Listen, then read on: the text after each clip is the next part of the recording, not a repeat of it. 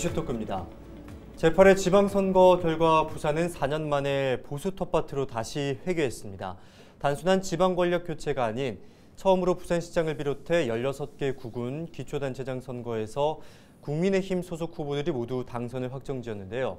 이번 지방선거 결과를 살펴본 향후 부산의 정치 지형에 대해서 이야기 나누겠습니다. 이번 시간 도한영 부산경실련 사무처장과 함께합니다. 어서 오시죠. 네, 반갑습니다. 네. 6일 지방선거 당시 저희와 함께 이제 쭉 결과를 지켜보셨는데 이번에는 그 이후의 이야기에 대해서 한번 이야기 나눠보겠습니다. 예. 사전 투표율은 가장 높았지만 부산의 투표율은 49.1%로 저조했는데요. 이는 전국 평균 투표율보다 낮은 수치이기도 합니다. 이유에 대해서 말씀해 주실까요? 앞선 2018년도 같은 경우는 58.8%, 그러니까 9% 가까이 이제 낮은 수치를 이제 보였습니다. 아무래도 이제 전반적으로 우리 국민들이나 유권자들의 이번 지방선거에 대한 관심도 자체가 좀 낮다, 열기가 낮았다라고 볼 수 있을 것 같은데요. 아무래도 지난 3월 대선을 치른 뒤 얼마 되지 않아서 아무래도 현 정부의 힘을 좀 실어줘야 되지 않을까라고 하는 이런 부분들이 좀 심리들이 많이 작용했을 것 같습니다. 그리고 이제 투표율이 보통 높은 이유는 아무래도 이제 정치에 대한 불만, 현 정부에 대한 불만, 정권에 대한 불만, 아무래도 정권 심판에 대한 이런 여론들의 분위기가 좀 많이 높아야 투표와 정치 참여에 대한 좀 직접적인 행동들을 취할 건데 정권 출범 한 3주밖에 되지 않다 보니까 정권 심판에 대한 이런 부분들은 사실상 힘을 갖지 못했던 일하다 보니까는 그런 또 이렇게 투표로 우리 시민들이 유권자들이 많이 가지 않았다고 보여지고요. 또 하나는 이번에는 뭐 당연히 좀 국민의힘이 되지 않을까라고 하는 좀 기울어진 운동장에 대한 이러한 심리들이 좀 많이 작용을 함으로써 우리 시민들이 투표장에 많이 찾지 않았던 이런 이유도 있겠다라고 보여지고요. 또 하나는 이제 부산 같은 경우에서 보면은 박영준 시장이 이제 후보가 공천을 받았죠. 공천을 받았지만은 예비 후보 등록을 하지 않았습니다. 하지 않았고 공식 후보 등록 전날까지 시장직을 유지를 했었죠. 그러다 보니까 이제 변성환 후보 같은 경우 혼자서 이제 선거 운동을 하다 보니까는 언론이라든지 시민들의 관심도가 그만큼 높지 못했다라고 좀 보여지고요. 그러다 보니까는 이제 박영준 시장 같은 경우에는 본인이 당선되는데 유리했을지는 모르겠지만은 기본적인 선거에 대한 관심이라든가 열기, 좀 이런 것들을 만들어내는 데는 좀 문제가 있지 않나 이렇게 말씀드릴 수 있을 것 같습니다. 아무래도 좀 이런 이유들이 투표율을 낮았던 좀 이유가 아니겠는가 이렇게 말씀드릴 수 있을 것 같습니다. 예, 지방선거는 대선과 총선에 비해서 관심도가 낮을 수밖에 없는데 이번에도 역시 여러 가지 요인으로 인해서 아무래도 좀 시민들의 관심도가 낮았다 이렇게 말씀해 주셨는데요. 지방자치의 꽃으로 불리는 지방선거지만 이번 6일 지방선거에서는 지역 의제는 사라지고 거대 양당을 위한 선거라는 지적이 나오기도 했습니다. 이 부분에 대해서는 어떻게 보십니까? 사실 이제 조금은 안타깝죠. 사실 이렇게 우리나라 정치가 지금까지 지방자치가 다시 부활한 지 30년이 지났음에도 불구하고 여전히 이제 거대 양당 중앙당 중심으로 정치가 되고 있는 부분에 대해서 매우 안타깝게 생각을 좀 하고 합니다. 정치 공약을 봐도 그렇고 이제 공약들도 보면은 뭐 개발 중심이라든가 막대한 예산이 투입되는 이런 개발 사업들이 많고요. 그리고 공천 과정에서도 나타난 갈등과 분열들이 있습니다. 지역 당협위원장과 뭐 의원들, 국회의원들 같은 경우는 보통은 뭐 다는 그렇지 않습니다만 많은 의원들은 자기 식구들 챙기다 보니까는 지역구 내 공천 과정에서 갈등들이 발생을 했겠고요. 그리고 선거구 획정도 마찬가지라고 말씀드릴 수가 있을 것 같습니다. 이 선거구 획정 같은 경우는 뭐 나중에 또 말씀을 드리겠습니다만은 결국은 거대 양당 중심의 그런 이해관계가 떨어진 거죠. 그러다 보니까는 소수 정당이나 다양한 제3세력들이 정치에 참여할 수 있는 자체가 사실 불가능하게 되는 이런 과정이다. 어쩌면 이런 모습들이 현재 부산을 비롯해서 대한민국의 풀뿌리 정치가 아직까지 크게 발전하고 못하고 있는 이러한 현실이지 않겠는가 이렇게 말씀드릴 수 있을 것 같습니다. 예, 또 이번 지방선거에서는 논란이 됐던 부분 중에 하나가 무투표 당선인이 이전과 비교했을 때 늘었다는 점인데요. 부산에서도 이번 지방선거 무투표 당선인이 총 35명입니다. 이런 일들이 생긴 이유가 뭘까요? 사실 이제 무투표 당선 자체가 제가 볼 때는 있으면 안 됩니다. 있으면 안 되고 없어야 되는 문제인데 사실상 유권자들 같은 경우는 선택할 수 있는 기회 자체가 박탈당한 거기 때문에 실질적으로 있어서는 안 될 일이라고 좀 보여지고요. 결국은 이러한 거는 이제 유권자들의 참정권에 대한 참석은 제한된다는 것이기 때문에 실질적으로 투표를 치르지 않고 유권자 같은 경우는 이제 어떤 정신이 나올지 모르는 결국 선거 이후에 알 수 있는 거기 때문에 실질적으로 선택할 수 있는 것도 없어지기 때문에 문제가 아닐 수 없다라고 좀 보여지고요. 더군다나 이렇게 정보나 공약, 선거 공약물에 제공되지 않다 보니까는 결국은 유권자들은 이 지역민들은 이 정보를 전혀 알 수 없는 이런 상황이 있다라고 좀 말씀드릴 수 있을 것 같습니다. 그리고 공약이나 정책 이 부분들이 사전에 잘 알려지지 않다 보니까 차후에 실질적으로 검증이라든가 그런 데서도 제도를 하기 어려운 이런 것들 다시 악순환 될 수도 있기 때문에 기본적으로는 무투표 당선은 제가 볼 때 반드시 좀 없어져야 될 상황이라고 말씀을 드릴 수가 있겠고요. 철저하게 이 역시 거대 양당들의 이해관계가 맞아떨어졌던 그런 과정이라고 말씀드릴 수 있을 것 같습니다. 그리고 사실 이제 역대로 보면은 지방선거에서는 부산 같은 경우는 이제 기초의원 지역구 같은 경우에도 군소 정당들이 당선자들이 없지는 않았습니다만 2018년 이후로 2018년도 한 명도 없었고 지금도 한 명이 없는 그리고 기초의원 비례도 없는 이런 상황이기 때문에 기본적으로 이런 부분들은 좀 반드시 극복돼야 되지 않을까 이렇게 드리고 싶습니다. 경쟁 없이 무투표로 당선이 된다면은 유권자들의 입장에서는 합리적으로 검증할 수 있는 기회가 사라지기도 하고, 그렇죠. 또 참정권도 박탈된다. 나중에 당선되고 나서 활동을 한다 하더라도 과연 이 사람이 애초에 어떤 공약과 어떤 국민들과 시민들과 어떤 약속을 했는지도 알 수 없기 때문에 향후에 대한 실질적인 검증들도 또 다른 문제들이 발생하지 않겠는가 이렇게 말씀드릴 수 있을 것 같습니다. 그렇기 때문에 무투표 당선은 없어져야 한다 이렇게 입장을 말씀해 주셨는데 선거 결과를 살펴보면 이렇다 할 접전조차 없이 상당히 큰 격차로 인해서 국민의힘 소속 당선인들이 승기를 잡았습니다. 더불어민주당 소속 기초단체장들의 구정평가가 좋은 분위기였잖아요. 근데 선거 결과는 달랐습니다. 어떻게 보십니까? 아무래도 이제 앞서 말씀드린 대로 이제 투표율하고도 좀 관련이 있겠다라는 말씀 드릴 수 있을 것 같고 투표율 자체가 워낙에 좀 높지는 않았습니다. 그리고 부산 같은 경우에는 전통적으로 이제 보수 성향이 강하죠. 그러다 보니까는 결국은 이제 결집하는 지지 세력들이 보수 성향이 강하다 보니까 자연스럽게 이제 보수를 좀 지향하는 국민의힘 후보들이 많이 당선될 수밖에 없는 그렇게 귀결됐다라고 말씀드릴 수 있을 것 같습니다. 그리고 문제는 뭔가라면은 국민의힘 후보들이 많이 당선되는 것도 당선이 되는 거지만은 상당한 격차가 많이 발생을 했습니다.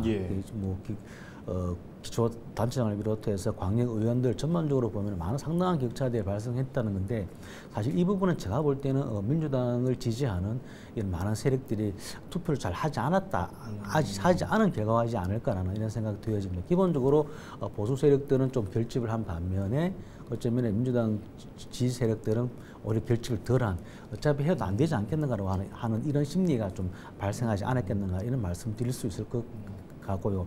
또 하나는 어차피 해도 안 되지 않겠는가 이런 어떤 심리들이 작용을 해서 좀 민주당 세력들이 좀 하지 않았다. 그리고 또 하나는 제가 볼 때는 여전히 이번 지방선거 역시 지난 3월 대선과 마찬가지로 민주당 정부에 대한 전 정부에 대한 심판이 훨씬 더 강하게 작용했다.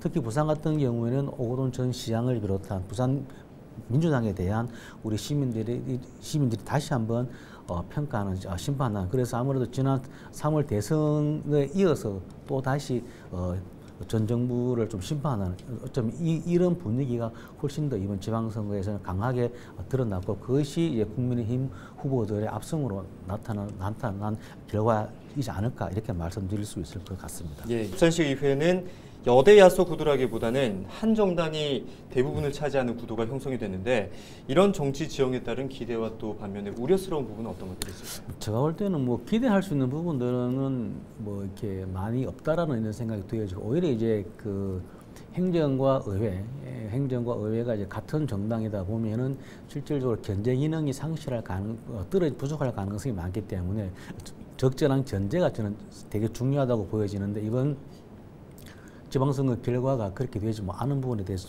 좀 안타깝다 이런 말씀을 좀 드릴 수 있을 것 같고요. 다시 부산이 이제 일당 독주의 시대가 도래했는데 실질로 적절한 균형과 견제가 매우 필요하고 중요한데 어쩌면은 이제 우리 부산의 우리 민심들은 다시 이제 보수를 이제 이렇게 지지하는 지원하는 이런 분위기에서는 어쩌면은 이제 그 지방의회 같은 경우는 행정에 대한 이런 견제력들을 더 많이 키워야 되는데 과연 어느 정도의 그런 영향들을 발휘해서 시행정에 대한 적절한 견제를 할 수 있을지를 우리가 좀 더 지켜봐야 될 거라고 보여져요. 예. 정확한 수치는 제가 좀 더 봐야 되겠지만은 42명 중에 한 30명 넘게가 초선인 것으로 시의원, 광역의원 같은 경우 그렇다면 그렇기 때문에 우리 초선 광역의원님들께서 하루빨리 좀 전문성이라든지 자기 어떤 영향들을 좀 더 많이 발휘해서 시 행정에 대한 적절한 견제를 해주는 것이 어쩌면 부산의 발전에도 대단히 중요하다고 보기 때문에 좀 이 부분에 대해서 제 9대 시의회 같은 경우는 좀 많은 노력들이 초기부터 좀 필요하지 않겠는가 이렇게 말씀드릴 수 있을 것 같습니다. 예, 일당 독주 체제 속에서 건강한 균형과 견제가 이어질 수 있을지 또 이거 지켜봐야겠고요. 지켜봐야 될 것 같습니다. 6.1 지방선거에서 당선된 부산 지역의 보수 중에 소수정당 후보가 한 명도 없는 것으로 나타났습니다. 군소 정당들이 설 자리가 설 자리를 잃었고 또 여야 맞습니다. 정당의 독주 체제는 더 견고해졌는데요. 이런 부분에 대해서는 어떻게 보십니까? 사실 이제 뭐 정말 안타깝게 생각을 하고요. 선거구 획정 과정도 마찬가지입니다. 사실 이제 선거구 획정위원회에서 제시한 안이 있었거든요. 4인 선거구제를 최소한 10군데 정도로 이제 계획을 했는데 결국은 이제 시의회에서 다시 전부 다 쪼개고 한 군데만 기장 다 3선거구, 다 선거구 한 군데만 이제 4인 선거구제로 갔단 말입니다. 그 4인 선거구제도 늦게 결정이 되면서 결국은 군소정당 후보는 그 지역구에는 구의원 선거에 후보를 내지를 못했거든요. 결국은 이제 이 거대 양당들의 어떤 이해와 타산이 정말 잘 맞아 떨어지는 이해 당략에 철저히 움직이는 바람에 실질적으로 군소정당들이 갈수록 설 자리를 잃게 되는 이런 부분은 반드시 좀 극복이 되어야 될 거라고 보여져요. 우리 부산의 정치 발전을 위해서도 제3의 정당들이 있어줘야만 더욱더 적절한 견제와 균형이 만들어질 수 있을 거라고 보기 때문에 좀 이 부분을 위해서는 정치 제도도 일정 정도 바꿀 필요가 있을 것 같고요. 그리고 두 거대 양당들이 일정 정도 정치 발전을 위해서 한번 좀 양보할 수 있는 것도 좀 필요할 거라고 좀 보여집니다. 또 하나는 구소 정당들 역시 좀 인물을 발굴한다라든지 좀 지역의 이슈를 좀 더 많이 개발을 해서 실질적으로 어떤 제3 구소 정당으로서의 어떤 개혁적인 정당으로서의 그러한 이미지와 함께 실력들을 좀 더 발휘하고 우리 시민들에게 많이 보여줄 필요가 있지 않겠는가 이렇게 보여집니다. 예, 구조적인 문제 이후에도 또 이제 군소 정당이 살아남기 위한 혁신을 좀 그렇죠. 일으켜야 자기 한다. 노력과 준비도 많이 필요하지 않나 이렇게 보여집니다. 또 이번에는 결과가 생각보다는 조금 빨리 나온 편 아니겠습니까? 맞습니다. 그 중에서도 박형준 부산시장이 다른 후보들과 큰 표 차이를 보이면서 재선에 성공을 했습니다. 이제 1년 시장을 운영한 이후에 이번에까지 포함하게 된다면 5년 정도 시장을 운영하게 되는데 이번 지방선거에서 내세웠던 공약이나 이전의 시장 운영을 고려했을 때 향후 부산의 시정 방향은 어떻게 볼 수 있을까요? 사실 이제 제가 볼 때는 그 작년에 재보궐선거로 이제 박형준 시장이 당선됐죠. 지난 1년을 본다라면은 그렇게 뭐 시민사회라든가 시민들과 많은 소통을 했다라고 보지는 않습니다. 나름대로의 자기 철학을 갖고 이제 여러 어떤 시정을 했더라고 좀 보여지지만은 짧은 1년 동안에 어떤 성과를 내는 시기는 좀 힘들었다라고 이렇게 얘기를 할 수 있을 것 같아요. 어찌 보면은 박형준 시장은 본격적인 이제부터 자기 어떤 철학을 시정에 반영할 거라고 좀 보여지기 때문에 어쩌면은 이후 4년은 대단히 적극적인 이러한 어떤 활동력을 펼치지 않겠는가 또 본인의 스타일대로 실질적으로 그렇게 할 거라고 조금 보여집니다. 그러면서도 조금 이제 우려되는 점들은 뭔가라면은 이번에 이제 박 시장이 내놓은 주요 공약들 보면은 이제 개발 중심의 공약이 많습니다. 그리고 특히 이제 해상 신도시 건설이 좀 대표적인 거라고 말씀드릴 수가 있겠고요. 실질적으로 또다시 바다 위에 난개발을 만드는 것이 아니냐라고 하는 이러한 우려가 없지는 않습니다. 그렇기 때문에 좀 이런 부분들에 대해서는 조금 더 이제 신중한 검토가 좀 필요하겠다라고 좀 보여지고요. 그에 반면에 사회적 약자라든가 서민들을 위한 공약에는 주요 공약은 잘 보이지 않습니다. 그렇기 때문에 어쩌면 향후에는 이런 부분들이 조금 이제 박형준 시장 같은 경우에는 좀 갖춰줘야 될 거라고 좀 보여지기 때문에 좀 이 부분에 좀 더 많은 어떤 정책이라든가 활동들이 좀 필요하지 않겠는가 이렇게 말씀드릴 수 있을 것 같습니다. 네, 정책과 활동 부분에서 미흡한 부분을 보완하고 또 시정의 연속성을 또 기대할 수가 있잖아요. 예. 또 부산의 현안에 대해서도 짚어보겠습니다. 국책 사업이 있기도 하고 중앙의 지원이 필요한 대규모 사업들이 있기도 합니다. 지방선거 이후에 이런 사업들이 어떻게 추진될 거라고 보십니까? 그 박영준 시장이 당선되고 나서 바로 이제 했던 얘기가 보니까는 이제 그 얘기한 것 같아요. 이제 중앙 정부와 적극적인 협력 관계가 좀 잘 이루어지고 왔고 나름의 성과가 있다라고 말씀을 하셨기 때문에 뭐 2030 뭐 엑스포 유치라든가 이런 데서는 제가 볼 때는 좀 중앙 정부의 전폭적인 지지나 지원들이 있을 것 같다라고 좀 보여집니다. 그리고 이제 뭐 불경 메가시티라든가 이런 사업들에 대해서도 나름대로 어떤 중앙 정부의 어떤 지원들이 있을 거라고 좀 보여지는데요. 하나는 이제 가덕 신공항 부분에서는 조금 다를 수도 있다는 생각도 해집니다. 지난번 이제 국정과제, 현 정부 국정과제를 봤을 때 들어보면은 가덕 신공항뿐만 아니고 대구 그리고 새만금, 제주공항 그리고 가덕공항을 4개를 같이 언급을 했던 과정이 있기 때문에 어쩌면은 현 정부가 우선적으로 가덕공항을 이렇게 지원하겠는가에 대해서는 제가 조금 의문이 드는 물음표가 들기 때문에 어쩌면 가덕신공항의 조기 착공에 대한 조기 개항에 대해서는 아무래도 박영준 시장 같은 경우에 좀 더 적극적인 어떤 정치력을 발휘해야 가능한 문제가 아니겠는가라고 보기 때문에 일정 정도의 현 정부로부터 윤석열 정부로부터의 어떤 주요한 몇 가지들에 대해서는 나름대로 어떤 좋은 신호들을 받고 있지만은 가덕신공항에 대해서는 좀 더 한번 박영준 시장이 좀 더 적극적인 노력들이 필요하지 않겠는가라고 좀 보여집니다. 네. 지역의 일꾼을 뽑는 선거긴 하지만 대선의 축소판이라 불리는 등 지방 없는 지방선거 이런 평가가 있었는데요. 지방자치가 강화됐다고 하긴 하지만 아직도 중앙정치의 그늘에서 벗어나지 못했다 이런 평가도 있는데 어떻게 보십니까? 사실 이제 그런 부분들에 대해서 여전히 우리가 좀 극복해야 될 문제라고 좀 보여집니다.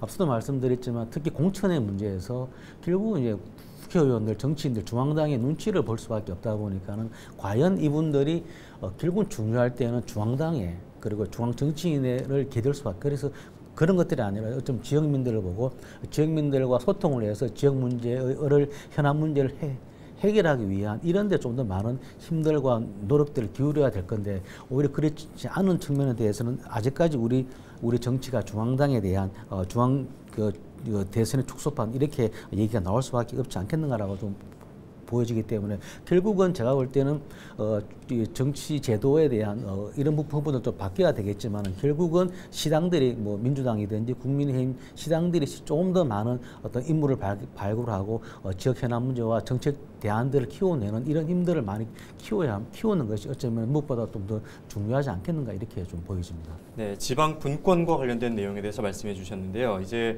끝으로 당선인들에게 바라는 점에 대해서 한 말씀해 주실까요?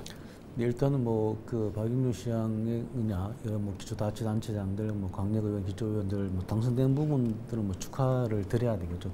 드리는데 어쩌면 이제 일장 독주에 대한 이런 부분들에 대한 우려가 없지 않기 때문에 이 부분에 대한 좀 더 많은 우리 고민들과 관심들이 필요할 거라고 좀 보여지고요. 박영준 시장 같은 경우는 좀 시민 중심이라든가 열린 시정 그리고 자연과 생명이 조화로운 도시를 구현하기 위한 이런 부분에 좀 더 많은 노력들을 좀 해줬으면 좋을 것 같고요. 청년 인구 유출이 적고 일자리가 생겨나는 그리고 경제가 활기찬 도시를 만드는데 좀 더 많은 노력들을 해줬으면 좋겠습니다. 그리고 시민들과 소통하는 부산 시정을 만들어줬으면 좋겠고요. 그리고 시의회 같은 경우에는 이제 정책적 대응력을 키워내서 시 행정의 독주를 적절히 견제하는 이러한 시의회가 되었으면 좋겠습니다. 그리고 기초단체장 같은 경우는 국민들과 주민들 삶 속에 좀 어려운 것들을 좀 잘 긁어내어서 생활 정치를 구현에 적극적으로 매진해줬으면 하는 바람입니다. 이 모든 부분들을 통해서 부산이 시민이 행복한 도시를 만드는데 우리 모두가 함께 좀 힘을 같이 했으면 하는 바람입니다. 예, 이제 앞으로의 4년을 이끌 일꾼이 뽑힌 만큼 더 나은 부산의 발전을 기대해 보도록 하겠습니다. 오늘 말씀 감사합니다. 네, 고맙습니다. 광역기초단체장과 광역의회 모두 권력교체가 이루어지며 시정 운영에는 탄력이 붙을 것으로 예상되는데요. 하지만 감시와 견제 기능은 약화될 것으로 보이는 만큼 시민들의 관심이 그 어느 때보다도 필요한 시점인 것 같습니다. 헬릭스토크 여기서 마칩니다. 함께해 주신 여러분 고맙습니다.